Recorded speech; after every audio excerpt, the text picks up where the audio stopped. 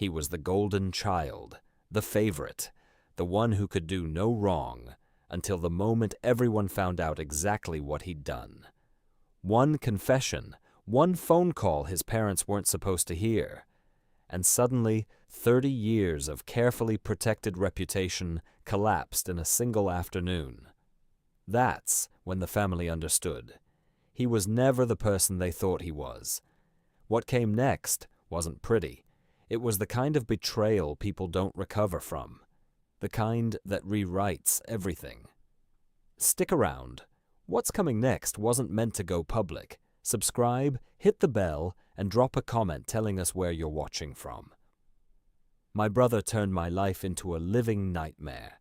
He got my wife pregnant behind my back, and the son I'd been raising, the kid I loved, wasn't mine.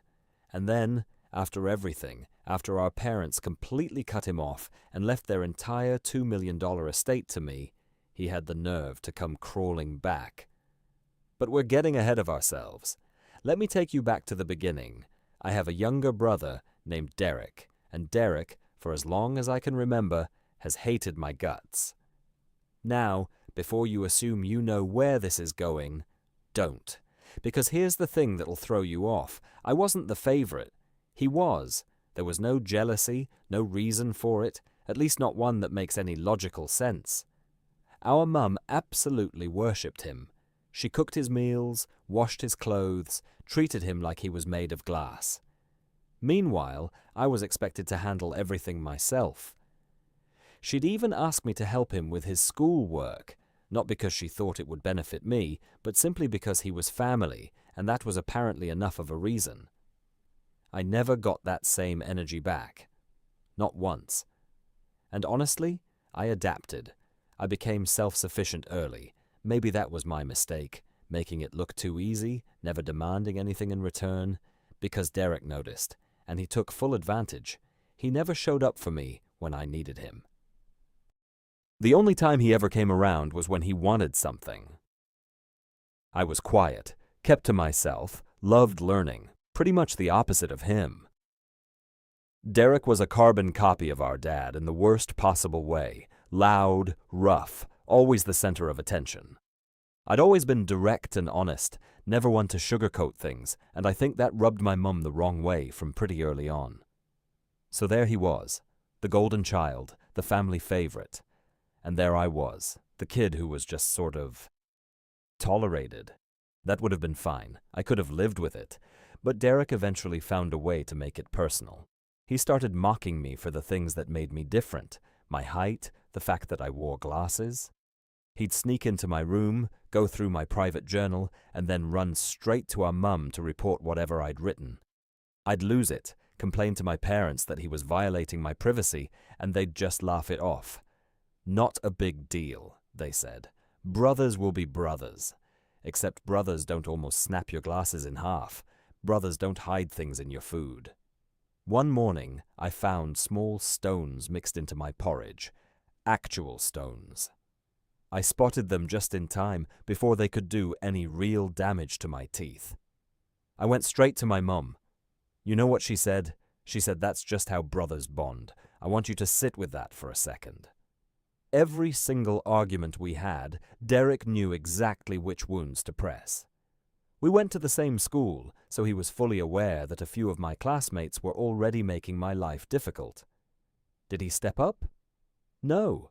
He joined them. He'd call me ugly, a loser, a hairy ape, and he actively encouraged them to get physical with me, because in his words, I was just a worthless failure. And then there was the time, I don't even remember what started it, probably nothing, where he looked me dead in the eye and told me he wished I was dead. Other insults I'd learned to let slide off me. But that one hit differently. Because at that point in my life, I was going through some real mental health struggles. I'm in a much better place now, but back then, hearing your own brother say he wants you gone, that does something to you. Our dad was almost never home. And our mum?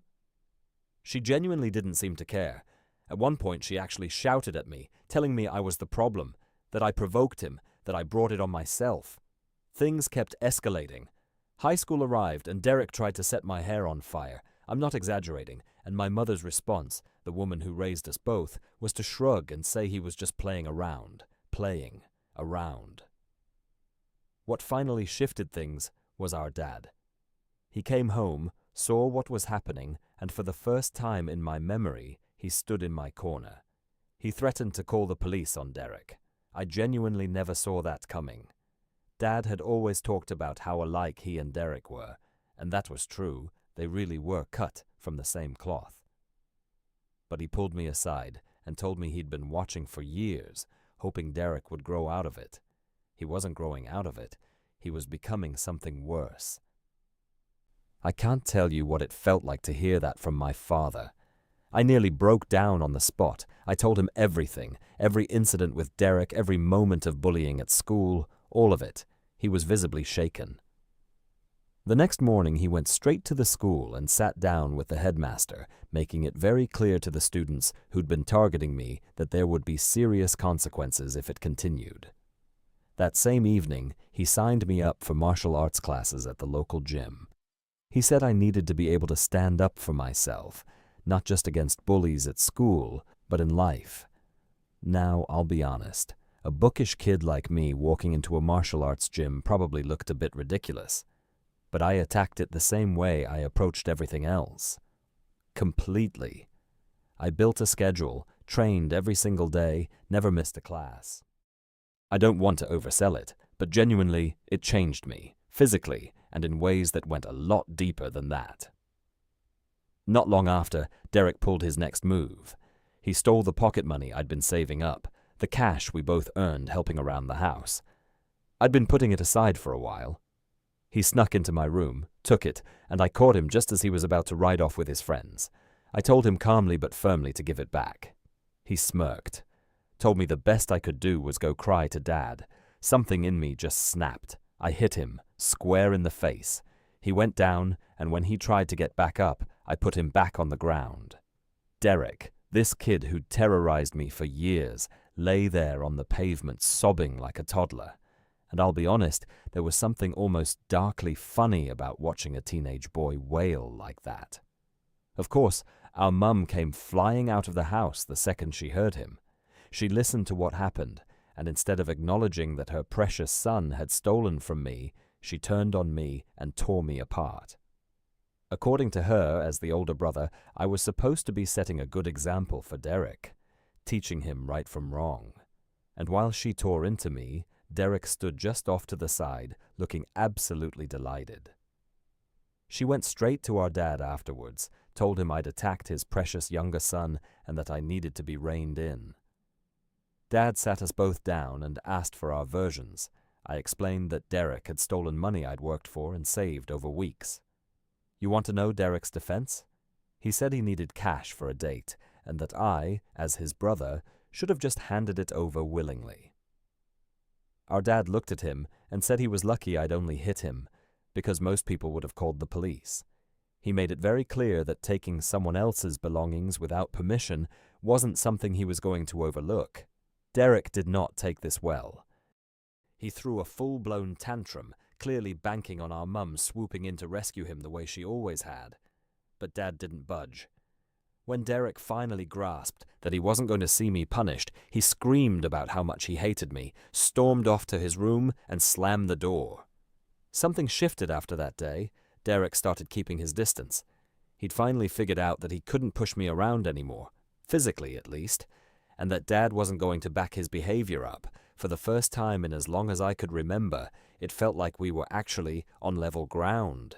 But Derek being Derek, he found another lane.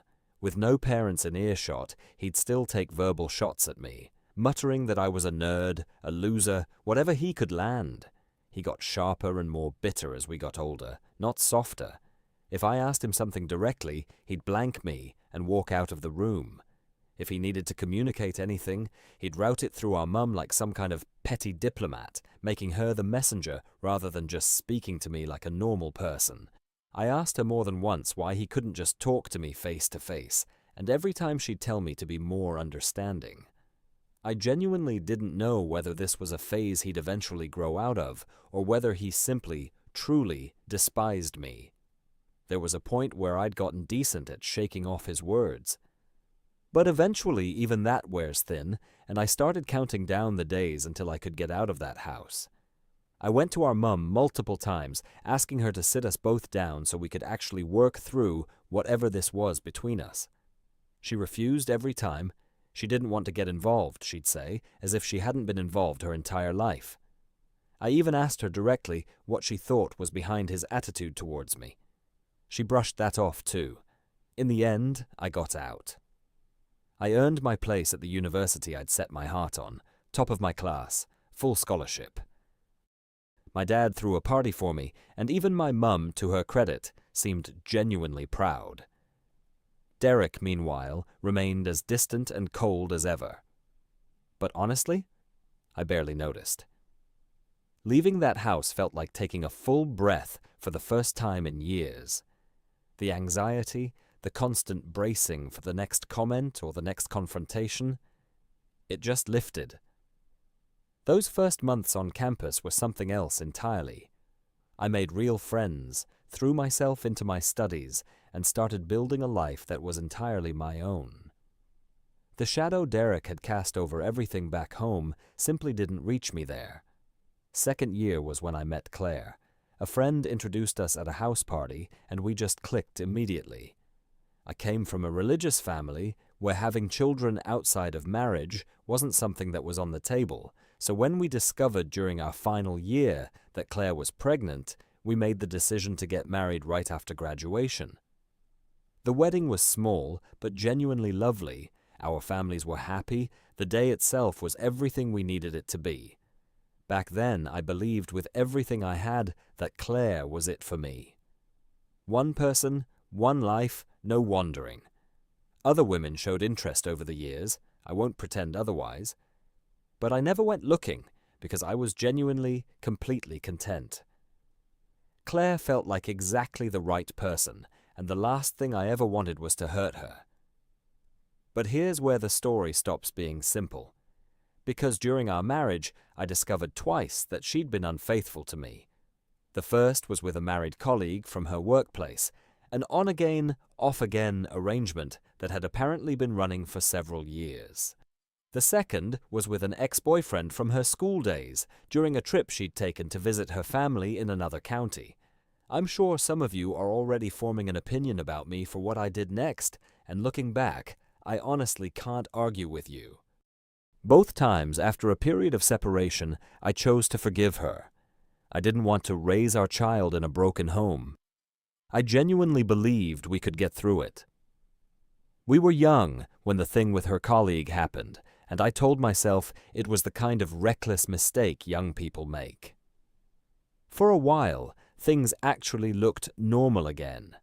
The trust was fractured, I couldn't pretend otherwise, but I pushed the doubt down because I'd made a choice to forgive, and I knew that meant committing to moving forward rather than dragging the past back out. 4 years on from the second betrayal, I felt like I'd made the right call. Claire seemed like a different person. We were happy, genuinely, not just on the surface, talking about the future, making plans, building something that felt real. And then, 3 months ago, my entire reality came apart again. Claire sat me down and told me she'd been sleeping with another man for an extended period of time, and then she added something that hit me like a physical blow. That there was a possibility our son might not actually be mine. The ground disappeared from under me. Shock, betrayal, and a kind of hollow disbelief all crashed in at once, and I just stood there trying to process the sheer scale of what she'd just said. I stood there in a kind of daze, trying to wrap my head around what she'd just dropped on me. I asked her, "How do you carry something like that and say nothing? How do you watch me raise this child and just stay quiet?" Her reaction was what broke me almost as much as the confession itself. She was cold, detached, like she was discussing something mildly inconvenient rather than detonating our entire life together. Her answers were vague, deliberately so, and every word she said left me with more questions than I'd walked in with. I kept pushing. I told her I deserved to know who my son's father actually was. I'd been there from day one, I'd raised him, and I wasn't going to let her off the hook with half answers. And then she told me. It was Derek. I just stared at her. I asked her to say it again because some part of my brain refused to process it. And that's when the whole story came spilling out. It had started when I first introduced Claire to my family. She'd stayed with us over the Christmas period, came for Thanksgiving, and was there through to New Year. I actually remembered thinking at the time how unusually warm Derek was being. This was a guy who'd spent years barely acknowledging my existence, and suddenly he was pleasant, sociable, easy to be around. I was glad. I didn't want Claire to feel like an outsider in my family, and she genuinely wanted to be embraced by them. She spent a lot of time with my mum, tried to connect with everyone. She noticed that Derek and I had no real relationship to speak of and asked me about it. I opened up to her, told her honestly that a close bond between us was probably never going to happen. Claire, being Claire, took that as a project. She started including Derek in things. If we were watching a film, she'd invite him along. Looking back, Derek and I were actually exchanging a few words here and there during that period, which sounds like nothing, but was genuinely more than we'd managed in years. I remembered noticing that he and Claire would occasionally play video games together. I thought nothing of it. Why would I? What Claire told me was that Derek had opened up to her at some point, talked about his struggles, a recent breakup, made himself seem vulnerable in a way I'd never seen from him. They grew close. She said he'd flirt with her here and there when I wasn't in the room, low-key at first, and then, in her words, it went too far and she couldn't pull herself back. I shut my eyes. The image that flooded in nearly made me physically sick. She said the guilt hit her immediately after, and she ran. That's why she'd suddenly insisted on going home before New Year. I remembered that.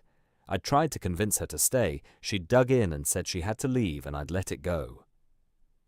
When we were back at university after the holidays, she seemed completely fine, the same person I'd always known. I didn't suspect a thing. 2 weeks later, we found out she was pregnant. And here's the part that made the walls close in. Claire told me she genuinely didn't know which of us was the father, me or Derek, and that by the time she might have found out, I'd already stepped up and taken responsibility. She said she knew I was the more dependable one, the safer choice. So she stayed with me. That's why we got married. The son I had spent years loving, the boy I'd read to, coached through homework, shown up for every single day. He might not be mine at all. And Claire had known that from the very beginning. I asked her, almost on autopilot, whether she was still seeing Derek. She nodded slowly. She told me they'd never actually stopped, that the pull between them was something she'd never been able to fully cut off. They'd been sneaking off to hotels together. Those times she'd told me she was working late, those business trips she'd taken over the years. Half of them, she admitted, had just been time spent with him.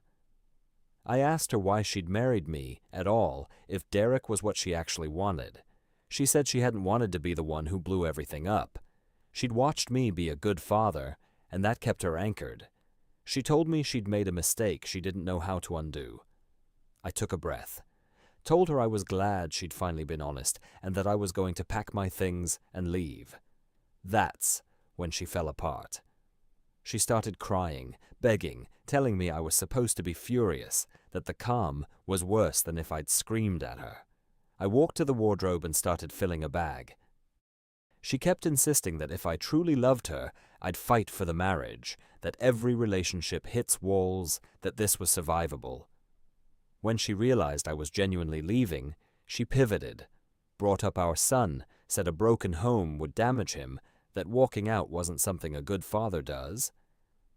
I reminded her quietly that I might not be his father at all. That sent her over the edge. She started shouting, calling me cruel, telling me I had no right to detach so easily from a child I'd raised since birth. And honestly, part of me understood where that came from. I'd let so much slide over the years that she'd probably stopped believing there was anything that could actually make me walk. That was on me. Whatever feelings I still had for her at that point were tied up in the life we'd built together and the boy I thought was ours. Not in her as a person, not anymore. She kept saying it wasn't too late to fix things. But I couldn't get there. Even setting aside every other betrayal, she had slept with my brother. My brother, who had spent his entire life trying to grind me down. I've always believed people deserve second chances. I've lived by that, maybe too literally. But there are lines. And this wasn't just a line crossed. It was everything. I left her crying in the doorway and checked into a hotel. The next morning I drove to my parents' house and laid out everything. The affair, the years of it, the lies, all of it. Watching the color drain from their faces in real time was something I won't forget. My mother's first instinct, predictably, was to throw up a wall. Her boy would never do something like that to his own brother. Absolutely not. Impossible. I'd anticipated that. So before she could dig in any further, I asked them both to go completely silent and let me make a phone call right there in front of them. I wanted Derek to think it was just the two of us talking, no audience, no witnesses, so he might actually drop his guard. They agreed. Derek picked up. I got straight to it, laid out what I knew, and waited. He denied everything, flatly and without hesitation. But the moment I told him Claire had already confessed in full, the denial crumbled. He pivoted instantly.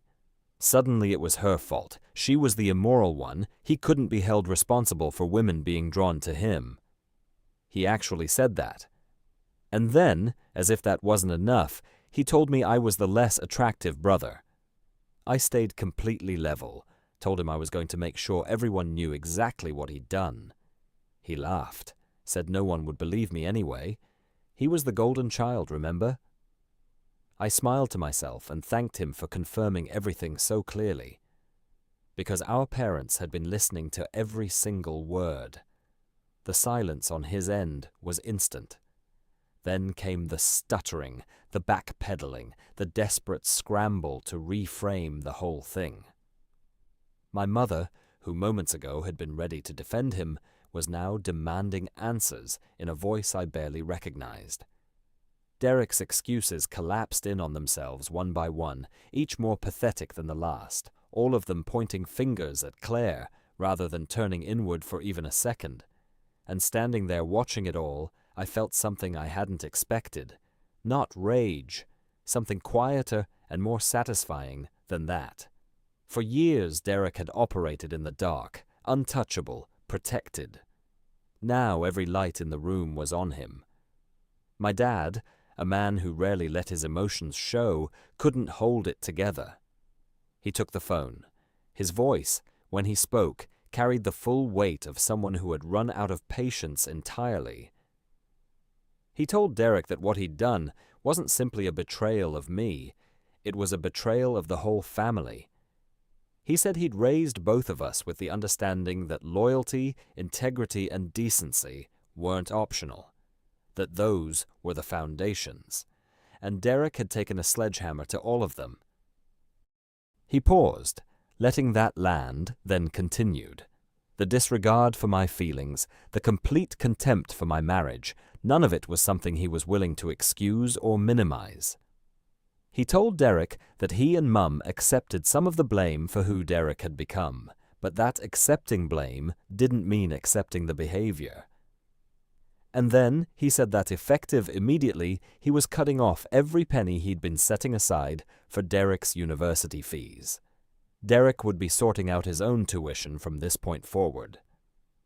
He was also done bankrolling Derek's lifestyle. He wanted to see how committed Derek was to this idea of himself as some kind of charming, desirable man once there was no financial safety net beneath him. I had wanted to shout at Derek myself. Genuinely, the urge was there, but watching my father do it was better. It was so much better. Derek kept trying to interrupt, kept reaching for some angle that might salvage the situation, but Dad cut him off cleanly every time and ended the call. Then my mum walked over to me and put her arms around me. It had been a long time since that had happened. A very long time. There were no big words, no dramatic speech. Just the embrace, and within it something unspoken. I see you, I'm sorry, I believe you. She apologized for not having taken my side all those years. I thought about the 14-year-old version of me, the kid who used to lie awake wishing someone in that house would just once stand in his corner. He never could have imagined this moment. My dad helped me find a solid solicitor to handle the divorce. Claire and her lawyer came in swinging, pushing for spousal support given the gap in our incomes. But her infidelity worked decisively in my favor. We also arranged a paternity test. The result confirmed what Claire had told me. Derek was Oliver's biological father. I can't fully describe what that did to me. Hearing it as confirmed fact, in black and white, hit harder than Claire's confession had. I was furious in a way that went bone deep. But I made the decision to hold myself together regardless. Claire begged me to keep seeing Oliver, told me he shouldn't be made to pay for what she'd done, that none of it was his fault, and she wasn't wrong about that. But I couldn't do it. Every time I looked at him, I saw Derek. I hated that. I hated that it was true, and I hated myself a little for it, but I couldn't look at that child and not be pulled straight back into everything I was trying to get out from under. When the divorce was finalized, I moved into my own flat, just me, for the first time in my life. I'd married young and skipped the whole living alone chapter entirely, so it should have felt strange. And it did at first, but I've always been someone who operates well independently, and within a fairly short time, I wasn't just coping, I actually loved it. Then, 2 weeks ago, my dad called. He told me he was thinking about revising his will. He'd decided he didn't want Derek to inherit a single thing. And if you know anything about my father at this point, you know that when he makes a decision like that, it isn't a passing thought. It's already done in his mind. He had cut Derek off, and he intended to keep it that way. He meant every word of it. Derek tried repeatedly to get back in front of our parents, showed up at their door at least once, apparently, pleading for some kind of opening. They didn't let him pass the threshold. My mother, the woman who had spent decades bending herself into knots to accommodate him, had finally reached a place where there was nothing left to bend. That must have cost her something. She's his mother, after all, but she held the line. And Derek, through all of this, never once reached out to me directly. Not a single message, no apology, no acknowledgement of what he'd actually done to me. What bothered him wasn't guilt, it was the consequences. He missed being in the family's good graces. That's it. My dad followed through on the will. He told me he was leaving everything to me, structured in a way that would make it essentially impossible for Derek to contest later. Derek would receive $1, symbolic and deliberately so. When I sat down and thought about the full scope of what my father had built over a lifetime, his assets, his pension, his life insurance, the total came to nearly $2 million. The one condition attached was straightforward. If Dad passed before Mum, she would continue living in the family home for the rest of her life, even though legal ownership would transfer to me. I didn't have a single issue with that. Taking care of my mother was never going to be something I needed to be written into a document to do. Somehow, and I still don't know exactly how, Derek got wind of this, and since he'd burned every bridge with our parents, he did the only thing left available to him. He called me. He came in trying to sound like someone reaching for reconciliation, told me how difficult things had become, the university fees he could no longer cover, the fact that once Claire confirmed the paternity result, she'd immediately come after him for child support. He said he had no money, that he'd been trying to find part-time work and coming up empty, that he really needed me to speak to the family and help them find a way back to each other. A fresh start, he called it. I laughed. I told him he'd had plenty of time to think about fresh starts. Specifically, he might have considered one before sleeping with my wife and fathering her child. He pushed back, said I was being unfair, that Claire bore responsibility too. I agreed with him on that, actually. I told him that's precisely why I'd divorced her. And now she was his problem. His child, his responsibility, his consequences, not mine. I wasn't interested in hearing him complain about either of them. He raised his voice. I cut straight across him and reminded him of exactly what his position was now. Not the favorite, not the golden child, not the one everyone rallied around, the person who had betrayed his own brother's marriage. That's the title he'd earned. At that point, Derek started crying, told me that the pressure was coming from everywhere, relatives, our grandparents, all of it closing in on him. I told him we were done, that he shouldn't call me again, that as far as I was concerned, I no longer had a brother. I've replayed that call more times than I'd like to admit. Here's the honest truth. I hate Derek, but I had never once heard him cry as an adult, not like that. And something small and involuntary in me registered it. Not enough to change anything, but it was there. Which is why I came online and asked the question, should I go to my parents and say something on his behalf? And would I be completely out of order for choosing not to? First update. A lot of you asked why I'd cut contact with Oliver, and some of you weren't gentle about it. I want to address that directly. This wasn't a step-parent situation where I'd walked into a ready-made family knowing the circumstances. I was led to believe, from the very beginning, that Oliver was my son. I loved him as my son. Finding out he was Derek's was something I cried over for days. But here's the reality. If I stay in Oliver's life, Claire stays in mine. There is no version of that arrangement where she doesn't use it as a way back in. I'm not willing to hand her that. You can call that selfish. You can call it cruel. Maybe at some point down the line things look different. But right now, I can't do it. Second update.